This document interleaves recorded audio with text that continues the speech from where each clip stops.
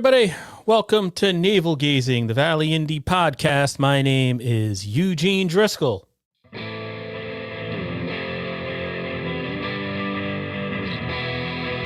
hundreds of years, we've brought you the news.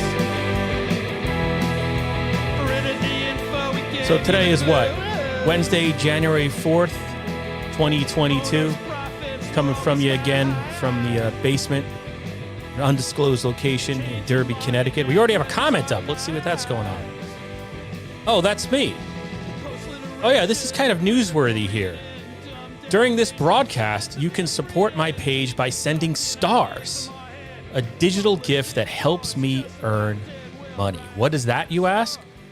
Well, I was tooling around with some stuff this morning, and this page, which has a pretty long-standing and substantial following on Facebook, at least, in addition to valleyindy.org, we do okay with our page views every day. We qualified for monetization on Facebook, which is exciting because we're a nonprofit news site, and we could use the money to keep going into 2023 and 2024. My grant cycle's up this year. It's 2023 now, right? Yeah. So in May, I have to fill out a new round of applications to various foundations and what have you to try to keep this thing going. So the fact that we are able to raise money somehow through Facebook is a good thing, in my opinion. Now, I'm not 1,000% sure how stars works. The weird thing about signing up for these monetization things on Facebook is that they tell you you're good to go, but then there's really I don't really understand how it works. But I think the way stars works, if you purchase like digital currency, essentially these digital stars from Facebook, and then donate one to the Valley Indie, it's like, I think 1 star is a penny or something like that. And I can start collecting, Indie can start collecting the money once we hit $100, something like that. And again, if anybody donates or anything like that, this isn't the purpose of tonight's broadcast, but the money goes to the Valley Indie, not to Eugene Driscoll. The other thing going on is my cat, Buddy, is around here somewhere and he wants to eat. I fed him. He's not convinced, but I fed him. Right before I went live, he was climbing up on this green screen I have. The other thing in terms of monetization, I also activated this morning the ability to purchase a subscription through Facebook. The majority of our readers are on Facebook. That's how people come to valleyindy.org. That's how people read the stories on valleyindy.org. So Facebook has something where it's sort of like Patreon. You can give $5 a month if you want through Facebook. Says I qualified. I don't see anything on the page explaining how you, the viewer or reader, can do it. But hey, into donating to stuff on Facebook, and you know what stars is, it's now available for the Valley Indie. So I thought tonight we would do, as you see going across the screen there, a Valley Indie FOI spot check. You know how the police do spot checks on New Year's Eve or something like that? Or maybe they'll do a cell phone thing. If they see you on your cell phone, they'll pull you over. They'll have an undercover cop somewhere. That happens in the Valley. I covered one of those. And they pull you over, right? A spot check. So I thought maybe it would be fun. I don't know if fun's the right word. To go through about 10 agendas from Ansonia, Derby, and Seymour, just random local government meetings of local boards and commissions that are happening this week and maybe into next week, to see how they line up with the rules with the FOI Act. So that'll be like the second part of the broadcast. I'll probably be on for 40, 45 minutes. If you have any questions or want to tell me I look ridiculous in this purple Oompa Loompa thing, feel free to yell at me in the comment section and I will display your comment on the screen. But one thing before we get to any of that, I just wanted to note the passing last month of Arnold Renkowith, age 84. He was a resident of Seymour, known to many of you as the host of Arnie's Place on Comcast Channel 10. Mr. Renkowith passed away, I believe, when I was on vacation right around the holidays last month, but somebody emailed me the obituary, and I did post it on valleyindy.org. And I thought maybe we would take a look at the obituary right now. Of course, deepest condolences to Mr. Renkowith's family and friends. So here it is, posted a few days ago, 84 years old, passed away on December 19th, lifelong Valley resident. a veteran of the Army National Guard, as you can see there, was involved in the George J. Hummel Little League up in Seymour, coached his sons, Michael and Bryant, served as league president and was influential in helping establish the George J. Hummel Little League girls softball. And he was the host of Arnie's Place, which aired on public access channel 10, that is, and enjoyed making his shows with his best cameraman, Ron Fisher. He interviewed so many people and just had the best time doing so, and always closed his show with Good Night, Gracie. He loved his polka shows, which typically aired after Arnie's Place. An interesting fact, Arnie wasn't Polish. His love for broadcasting goes all the way back to when he was a broadcaster at WADS Radio. So I just wanted to take a moment to express my condolences to Arnie's many friends and families and his viewers. You know, I have a love for local news, and certainly Arnie's Place predates me and this publication by generations. So there you go there. And I thought we would take a second maybe to watch one of the last broadcasts that Arnie did for Channel 10. Sorry that my speech is slow, but there's a lot going on. I got to share this screen. So let's see this right here. And this is actually from, if you go to communitymediastudios.com, you can get everything that's on public access is now also available on demand on their website. Reading a lot in the newspaper. And I just kind of shake my head. Supposedly in the New York papers, New York, the Daily News, the New York Post, for several days, whatever's going on in the world, even people being killed in New York,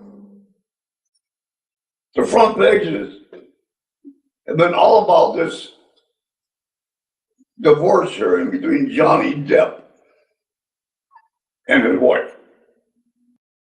So yeah, there's a little taste of Arnie. He was obviously not in the best of health there, which he talked about on his show, but rest in peace, Arnie, and thanks for all you did for the Valley.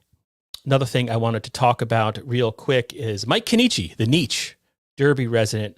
He also does his own talk show on YouTube. It's been going strong for a year. He's been doing a ton of interviews. Mike used to do Valley Sports Rewind, a podcast here at the Valley Indy, but we went from 2 full-timers to 1 full-timer, and it became difficult for me to sort of manage a second podcast as well. But Mike's still doing it. Somebody should sponsor him. That was one thing when Mike and I, when I was producing, for lack of a better word, his podcast, we wanted to get some type of sponsor, because I do think people who put in this type of effort should be rewarded with some type of payment. But anyway, Mike just interviewed in a video that went up today, Phil Mushnick, a legendary New York City sports writer, I believe for the Post, right? I read the Post and the Daily News growing up, but I haven't followed a long time. But it's a great interview. I'm going to play a quick clip of it, but please go check out Mike Connetctit's YouTube page for the whole thing. Bear with me 1 second while I share the screen.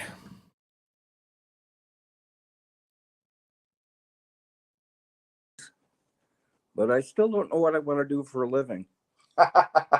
So, Phil, let me ask you. I was curious to ask you this because I think of people like you. I think of Bob Raceman and the New York Daily News. Mm-hmm. You guys are there to cover people that are involved in the media. So a lot of times you're not always going to write flattering articles. And I mean, let me ask you, I mean, do you ever go into it like nervous about that at all, or do you have to be thick-skinned to kind of do the job you do? Well, I'm not in it to make friends, except among my readers. I'm going to write for the readers and not for the subjects of the columns I write. Do friendships develop? Yeah, with those I cover. Friendliness, yeah, they do. I'm subject to the dictates of the human condition, and occasionally some very strong friendships develop. But I can't be worried. I'm old-fashioned that way. I write for the readers. I really don't give a rat's tail what the others think. I mean, what the subjects think. I mean, I'm not looking to hurt anyone, Right. but I'm looking to be honest with my readers.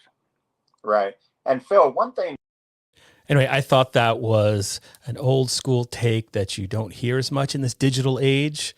Not to compare myself at all to Phil Mushnick, but that's what like my editors taught me. You're not writing for the people in the room, even when you're covering a local government. It's not about the people in the room. It's about the people who are at home watching this. That can get you into conflict with, especially on a local level where you see the people you're writing about, whether it's an elected official or something like that. And sometimes they tend to take it personally, but it's not really what it's about. You're writing for the people who aren't attending that government meeting. So God bless Phil Mushnick. Check out Mike Kenichi's YouTube page for more good stuff from him. And I'll probably share that. Has a thing where he allows me to share that content on the Valley Indy, valleyindy.org. So hopefully everybody can hear me. It's not choppy. Let me know if there's any technical stuff going on out there or you're confused about anything. Feel free to drop in and ask questions about anything or everything. I'm just trying to do something new in 2023 by taking advantage of being on the web, of being an online publication, and essentially not having a real supervisor. I can do what I want. So the other thing I wanted to call people's attention to, I got a press release today. I didn't get a chance to post it yet, but it's from the Derby Cultural Commission in Derby, Connecticut. Headline: call for Derby Cultural Commission members, volunteers, and special thanks to the community for a successful 2022. So the Derby, I'll read the first couple of lines here. The Derby Cultural Commission is seeking members and volunteers to work various traditional events held throughout the year and to uplift the arts and with emphasis to world diversity to the Derby community. The appointments are for 3 years. So I know if there's anybody out there, sometimes we all complain. I mean, I live in Derby and I've done this. I complain, oh, there's nothing for the kids to do. There's nothing to do such and such a day. All this holiday's happening. Where do I learn about whatever's happening?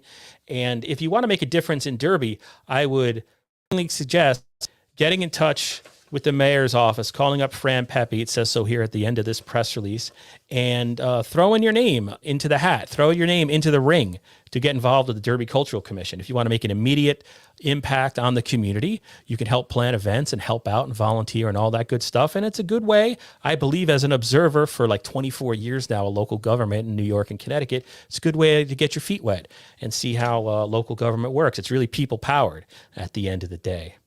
As much as we want to say, throw those bums out, a bunch of bastards and all that good stuff, it's really your neighbors. So Fran Pepe can be reached at 203-736-1450. As I breathe, my son asked me last night, he must have watched one of these. My son, he's sick with the flu. He's like still devastated with the flu. I was up all night with him. When he gets a cold, it sticks with him for 7 weeks. He gets worse and worse. Eventually, we end up in the emergency room. We're sort of teetering on that right now. But he asked if I was a mouth breather. Look, I got a deviated septums. All right, so I'm gonna breathe a little. But anyway, back to Fran. If you want to get involved in the Derby Cultural Commission, Mayor's Office 203-736-1450, or contact Derby Cultural Commission Chair Susan Schroeder. I'm not going to read her old email here because it won't make sense verbally, but it'll be on the site. Or if you're on Facebook right now, search the Derby Cultural Commission. Other thing I wanted to point out, let's go over. I just got a story. Well, it's a press release, kind of a community announcement. Sort of late in the evening here. See if I can find it. Could this be it? Yeah, this will be it. The Ansonia Fire Department, their calls for service are way up. This was a press release, although you're not going to see that, are you? Hold on, I have to reshare. Hold on. Reload. But the calls for service for the Ansonia Fire Department are way up, especially if you look at it over the last few years. So they sent in a press release today just alerting to people that, hey, we take, they didn't, but I'm saying this, we all take volunteer fire departments for granted for sure. The Ansonia Fire Department would like to take this opportunity to thank the membership for the commitment and dedication this year. Over the last 12 months, the department responded to 818 emergency calls, the most they've ever responded to in 1 year. totally 100% volunteer. Those 818 calls in 2022 represents a 7% increase over 2021 and a 23% increase over the demand for 2020, which I'm surprised. You would think 2020, when the pandemic hit and people started driving like crazy people because they figured the cops wouldn't pull them over and give them tickets, there would be crashes and stuff all the time. With more people at home, I assumed the amount of house fires and things like that, things that the fire department have to deal with, would go up in 2020. I'm sure it did. Yeah, if I look at it, it went up from 2019 to 2020, but 2022 was really sort of over the top. And if you look at those stats there, 2018 Ansonia Fire Department, 670 calls, 2022, 818 calls. So hats off to the Ansonia Fire Department. Thank you very much for sending that info. I'm one person. Gene Falbo writes 4 stories a week. So the fact the Ansonia Fire Department sent that great public information to us that I can share with you is, I am beyond grateful for that. Maybe I'm laying it on a little thick, but you know what I'm saying. So that's that, right? Gonna stop sharing that. Go back to my StreamYard. We have no comments. Hey, last night we had like 1,000 views at the end of it, right? We stole essentially the Seymour Board of Selectmen, and I shared it to Facebook. And come on, when's the last time 1,000 people turned out for a very routine meeting of a local agency, right? The internet is a good thing. I'm telling you, there's a future in the internet.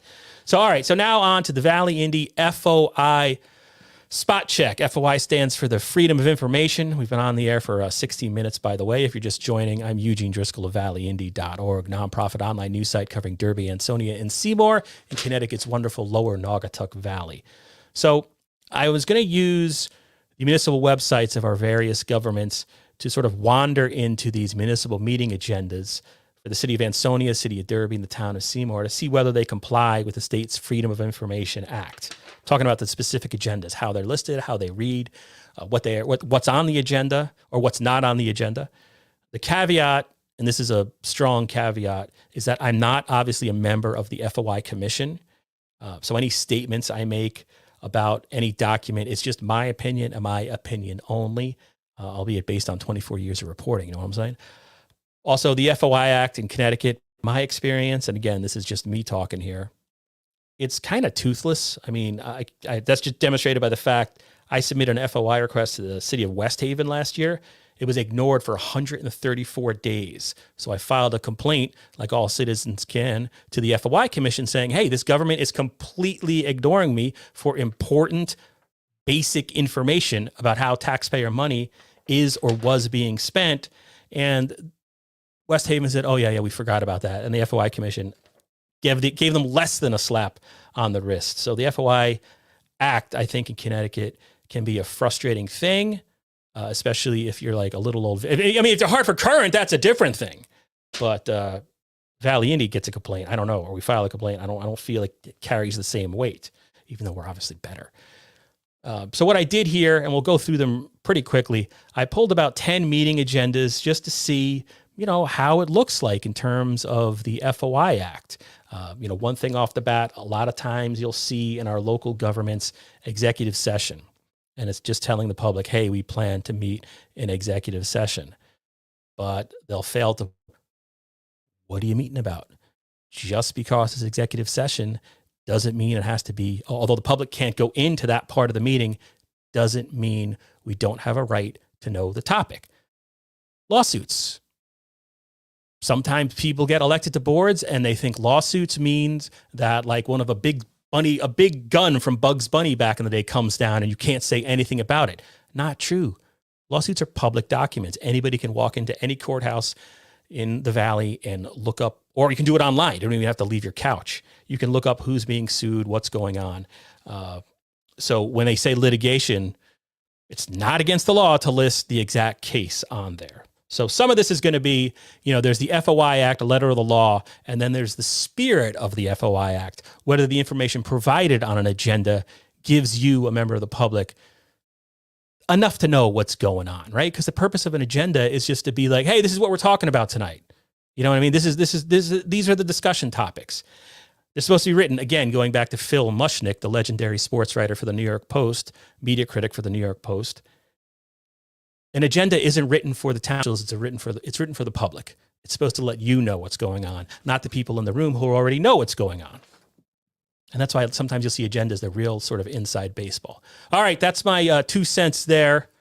We got 5 people watching, but remaining silent. Probably because that stars thing. During this broadcast, you can support my page by sending. I don't even know how you send stars, though. That's the thing. It doesn't say you can click here. But we were approved for monetization on this Facebook page today. But I have no idea really what it means, or I didn't even type that. It just sort of automatically appeared. Let's see, where do you want to go first? I'm going to go share screen here. I'm going to go to the present, share screen, Chrome tab. I don't even know which one I'm bringing up first. Totally blind to this. Let's give it a quick rundown. All right. Derby Commission on the Elderly. They're meeting January 9th. So you got the where and the when. They're meeting at the senior center. This actually could be kind of a juicy meeting. One thing, this is totally an aside. The idea to merge the Derby Senior Center with the Ansonia Senior Center, it was either last month or the end of November, is pretty much officially dead. If you remember the Derby Commission or Derby Senior Center and you're wondering where that is, it does not appear to be happening. I'll play the audio. Maybe that'll be a next live broadcast. I meant to write the story, but things being what they were in the holidays, I didn't get a chance to do it. But I can tell you that is deader than Dillinger at this point. Ansonia is still opening. They're going to do their thing. But Derby Board of Aldermen pretty much said, at least the majority said, we're not doing that. So, all right, they got on their agenda, they're calling the meeting in order to pledge a role in public portion. You can see right there, old business, new business, adjournment. Seems fine. I would argue a lot of these, they'll put old business and then they list nothing. Well, what is new business? They'll list nothing. What's the business? So let me see if I can we'll give a slight little X. It's not totally wrong, but could be better. Stop sharing that. Go back here. Oh, we got a comment. Gives me a chance to take a drink. Thomas Egan, thank you for providing independent journalism. I don't know how to send stars, so I made a donation on your webpage. Oh, thank you, Thomas. I appreciate that. I don't know how to send stars too, but I'll figure that out over the next couple of days. I should be grateful that we were monetized on this page and that there's potentially another revenue stream. And I think Facebook subscriptions could work really well for this page, but hopefully it's enacted. All right, let's see. So that was a Derby Elderly Commission. Where do we go next? Here's another, and on my side, it just says 24701.pdf. Okay, Negotiations and Personnel Committee, Derby Middle School. Oh, interesting. Now, is it technically, I guess it's not a violation of the FOI Act. This is the Derby Board of Education, although it doesn't say that on there, but this is the Derby Board of Education. Scrolling down, pretty routine stuff. Proposed position, bathroom monitors as not a watchdog. Well, hell, I'll call myself a watchdog. I like that they named the position. Could put the salaries on there too. That's one thing. I was taught, like, don't put anything when you get a press release, like about a new police officer or something like that, or a new whatever.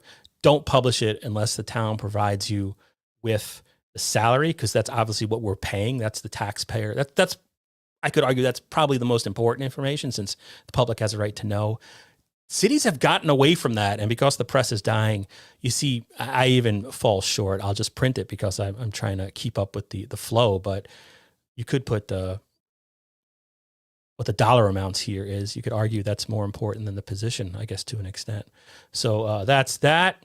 Again, that's nitpicking, though, not an FOI violation in any manner or form.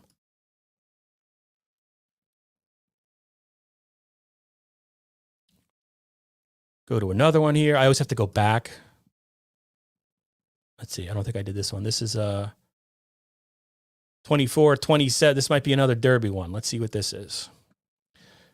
Housing Authority, City of Derby. This is a Zoom meeting for January 5th, 6:30 p.m. There's the Zoom stuff. You can also get it on the city website. Obviously, I mean, unless you have the app, you have the meeting ID and the passcode, but all that gobbledygook with the URL is pretty much useless. Call to order, roll call, blah, blah. Oh, wait. Anybody spot the bad mistake here? I'm going to allege a violation of the FOI Act. It's the spirit of executive session. What are you talking about? If I'm a member of the public and I see that, okay, there's an executive session, here's my answer as to what they're talking about.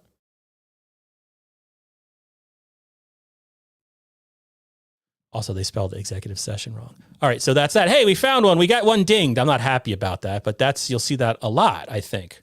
So that brings me to, let me see if we can have it on here. We've had Thomas Hennick, by we, I mean when it used to be Ethan Fry and myself. Thomas Hennick was the public information officer for the state of Connecticut for the FOI Commission. So what we would do a bunch of times over the years, and this site launched in 2009, we would bring us on there, we would ask him questions. We would run through real life scenarios like the one we just encountered. Hey, here's an agenda with an executive session, but they're keeping secret what they're talking about. Is that not a violation of the FOI Act? So here is hopefully Thomas Hennick speaking on that very subject. I have something queued up. I'm not 100% sure what we're asking him, but we would do these things called FOI pop quizzes. So this is going back. This is from when the Valley Indy navel gazing was on FM radio in the city of New Haven, but you could only hear it in the city of New Haven. So eventually Ethan Fry and us and myself got really tired of driving to New Haven to be on a radio show that couldn't be heard in the community we were covering.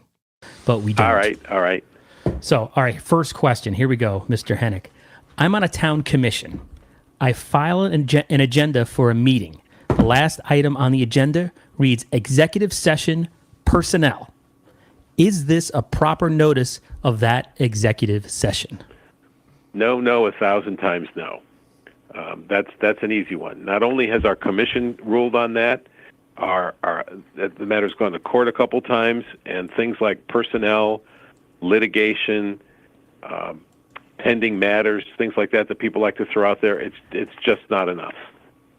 Why is that? Give me 1 second. Yeah, go right ahead. Well, there are.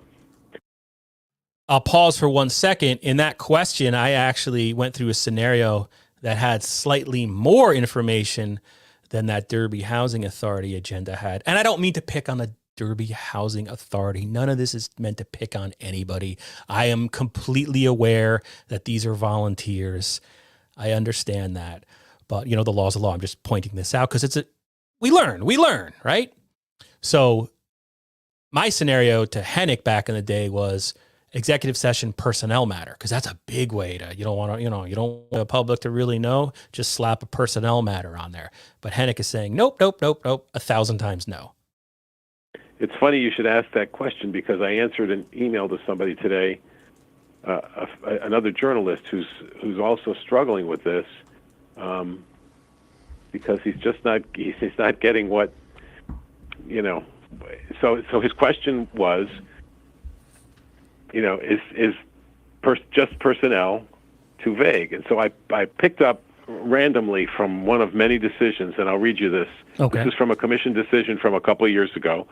The commission repeatedly has held that in order for the public to be fairly apprised of the reason for an executive session, the public agency must give some indication of the specific topic to be addressed. Descriptions such as personnel matters, legal, or even the appointment, employment, performance, that comes straight out of the statute, are inadequate. I can't say anything.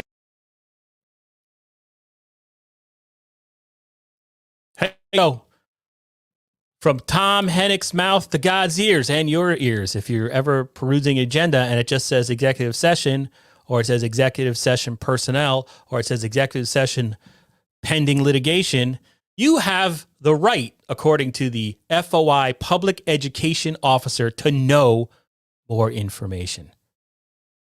I believe Thomas just retired too, which makes me sad. All right, so I wanted to play quickly another clip from Tom Hennick. I had him on after the Valley Indy. We don't make a lot of money. That's why if you can donate with stars and that kind of crap, it would help out. But now it's one person, and I had Tom on 8 months ago for another FOI quiz where I ran through some scenarios with him. And I don't even remember what I'm asking him, but here is Tom Hennick again. And God bless America. God bless the FOI Act. Reporter, but it's just the way it is. All right, here we go. You ready? Question number 1. Got it. If I have some sound effects, I could probably play. No, those are probably foul mouthed. But question number 1 for Tom Hennick: is there any requirement in the FOI Act that forces towns to post agendas online, such as a municipal website? Okay. Now, this is the law, so there's a yes answer and a no answer there. Pre-pandemic, pre-March 2020, the answer was only for a special meeting. Only for a special meeting. So the regularly scheduled meetings, there was no requirement that the agendas be posted on any website. Just as an aside, if historically, back in 2008, the legislature passed a provision that required that. Many towns, especially the smaller ones, balked. They said, we don't have the infrastructure, we don't have the personnel. The legislature said, fine, thanks for telling us, and then passed it anyway. And less than 2 years later, they rescinded it for municipalities. They kept it in place for state agencies, but Yeah, I remember that. The state said all towns have to put their stuff online, their agendas, which is like, I mean, every town should be doing that. The fact that they don't, not all do, is ridiculous. I mean, every town should put an agenda online for every meeting. Every town for every meeting should also put an agenda packet online. That's the information you need to know. You need to be armed with the right information coming into any meeting. Those are the things you need. And the state compelled towns to do it, and they all cried like a bunch of babies. Washington or Roxbury might have led the charge. They got golden toilets up there. The streets are paved with $100 bills. Put the stuff online. I'm attacking them back from 2007. All right, so back to our FOI quiz. Let's go back. We're almost done with this. If anybody wants to comment or you're confused, go ahead, leave a comment, and I'll display it on the screen. It's magic. Going to present, going to share a screen. We're going to go back onto the information superhighway here. Let's see. This says police. This might be an Ansonia one. Here's Ansonia. All right. City of Ansonia, Board of Police Commissioners and the Traffic Authority, Wednesday, January 4th. Oh, this was today. They met at 5 p.m. It's those early meetings. How do you make an early? I'm always confused by that. I know my wife doesn't get home until 6, 7 o'clock at night. But anyway, looking at their agenda, they got a public session, monthly reports. They list them. One could argue the agenda packet. Maybe the agenda packet is somewhere online. Oral report from the police chief. I'm always curious as to what, like in town of Seymour, they do a first select men or first select woman's report. I'm always like, I'd like, well, how come that's always not divulged until the meeting begins? What's the philosophy behind that? I'm not sure. Executive session. Oh, look, these guys do it well. Let's give them a bell. They have a personnel matter, and they didn't just name the personnel matter. They named the person. Chief Williams evaluation. Kudos to the Ansonia Board of Police Commissioners for doing it the right way. That is good to see. Continuing our journey. I'm going to share my screen again. What did I just do? That was the cops. Got 3 more to go, real quick. No, we already did that one. And he accused me of being biased for bringing up Derby twice. All right, it might be at the end of this. I don't know if I have any others. Who's this? Ansonia Water Control Authority. We got the time. We got the date on there. We got the basics. Probably the bare minimum right here. Financial report, public session, old business, new business. What's the new business? How come I'm a little confused by that one. What's the new business? And I'm saying that not as somebody, I'm not saying it's either here nor there in terms of the FOI Act. I just mean as a person who has the ability to read and is trying to decipher what they're going to be talking about. I don't know how just listing new business helps. They're going to pay bills, sewer administrator, engineer's report, superintendent's report, anything else, the end. Okay, that was that.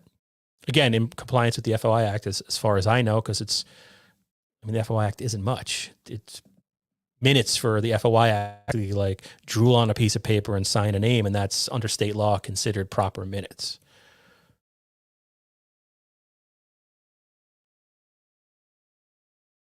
And I think, is that all of them? I have some other ones down here. I don't know if I did this. 1675. I think this is going into Seymour now. Okay, Seymour Planning and Zoning Commission. They have a public hearing agenda. Oh, this is actually a big meeting if you're still watching and you live in Seymour. This is for a proposed text amendment to the town of Seymour zoning regulations, Appendix A, section definitions regarding community mental health living centers and RC district. Obviously, that tells you the bare minimum. Obviously, if you're Joe Schmo from off the street, you have no idea what they're talking about, but they're talking about changing their zoning to where Villa Bianca is, not just there, but that zone, to allow community mental health living centers in that RC3 district. So that's a residential/commercial district. And they want to add the words community mental health living because someone wants to put a counseling center type deal. I'm not 100% because the details aren't completely out there. So a lot of times people who want to propose things get the language changed first and then they come forward with their application, which can make the public wary at the least. So that's one to keep an eye on. I know there's a petition circulating at Chav's up there off Roosevelt Drive, good rye bread. So, but that adheres to the weak FOI Act in Connecticut.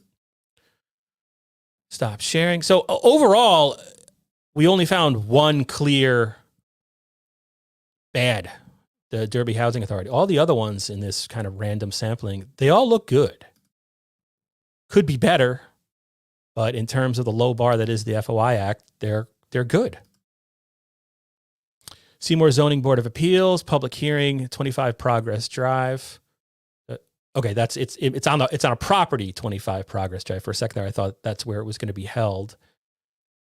Attendance, application, grant a variance to decrease the building setback from 25 feet to 10 feet from the side yard at the property of 25 Progress Avenue for construction of a 12-bay somebody's doing well.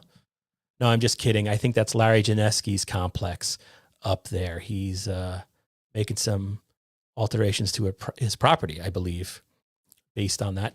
Good agenda. Can't find any fault with that. Wait. Oh, I did it wrong by accident. All right, nobody heard it. I meant to do a bell. Share the screen again. What do we got here? 1678. This might be another.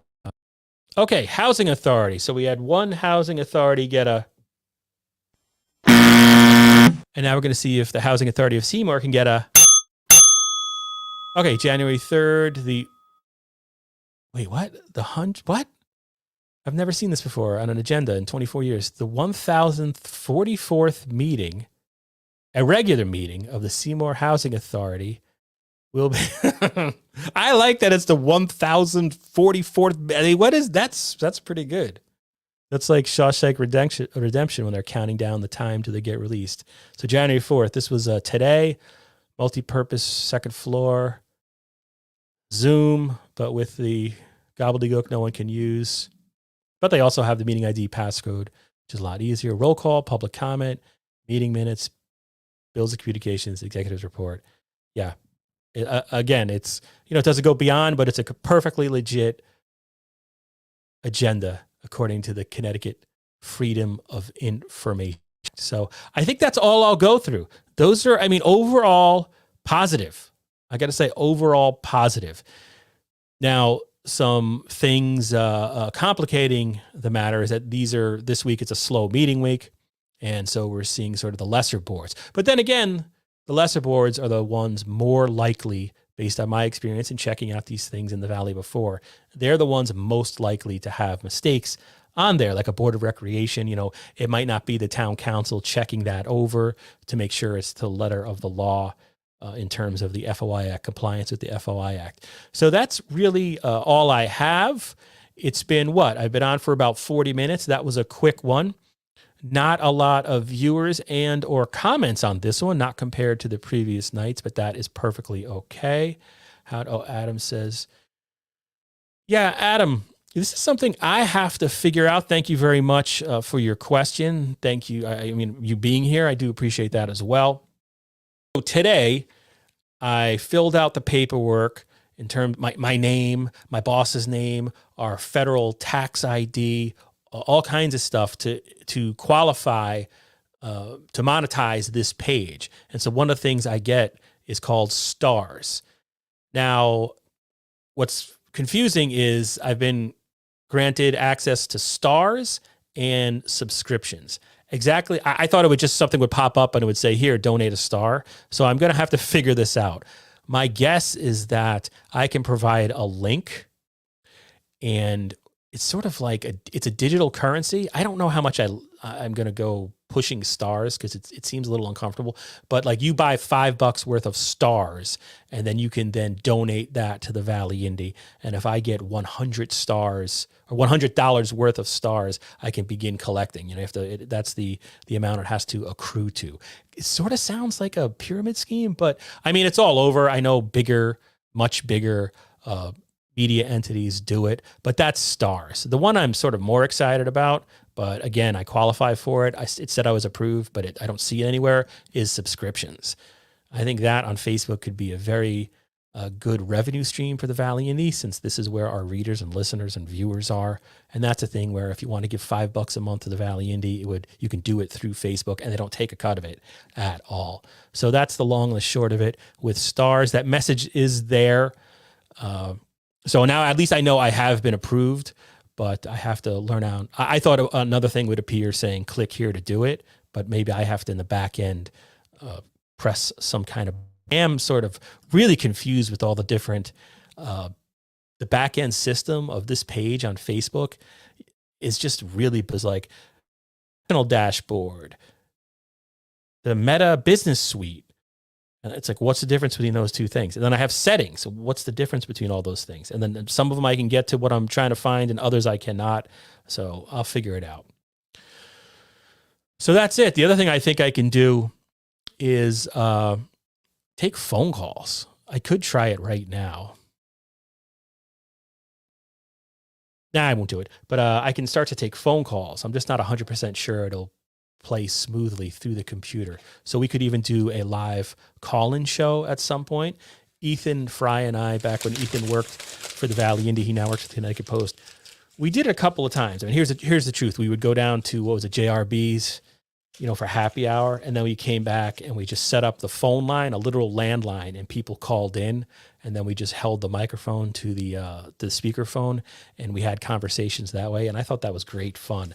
So maybe I can start that up again, minus the trip to JRB's. That was like before I had kids and all that good stuff. So without further ado, if you're just joining us, go back and start from the beginning. We talked about the gentleman from Arnie's Place passed away. Rest in peace. We talked about Mike Connetcticut interviewing a New York Post sports writing legend. And then we did the FOI checkup. We talked about how you can join the Derby Cultural Commission if you would like. We talked about big increase in calls for the Ansonia fire. If you go to valleyindy.org right now, you can basically see tomorrow's news. There's a story about, I believe, the Seymour Dog Park, which is now opened. It's not quite 100% finished, and there's going to be a formal opening in the spring, but go check out valleyindy.org for more information on that. All right. Thank you all. Thank you, Thomas Egan. Thank you, Adam Coppola, for your questions and comments. And that's it, ladies and gentlemen. I'll probably do another one next week.